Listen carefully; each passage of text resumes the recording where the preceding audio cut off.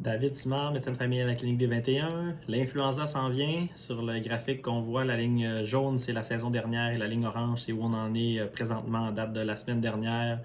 Donc, on s'attend à ce que les cas augmentent grandement dans les prochaines semaines, surtout avec l'arrivée du temps des fêtes. Il n'est pas trop tard pour se faire vacciner. On peut prendre rendez-vous sur Clic Santé, même si on a des craintes par rapport à une souche qui a varié dans les derniers mois.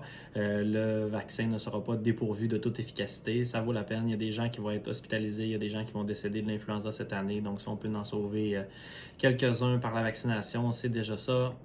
L'influenza, c'est quoi? En fait, c'est souvent une fièvre sévère entre 38 et 40. C'est souvent des myalgies. Les gens vont dire que c'est comme si c'était fait passer dessus par un 10 roues, des maux de tête, de la toux, puis une fatigue intense. Versus un rhume où c'est plus rare qu'on va faire de la fièvre. On va surtout avoir une congestion nasale, on va surtout avoir des éternuements, ce qui est moins le cas dans l'influenza. D'habitude, l'influenza, notre système immunitaire réussit à très bien combattre ça, puis ça passe, même si c'est difficile, ça passe en quelques jours.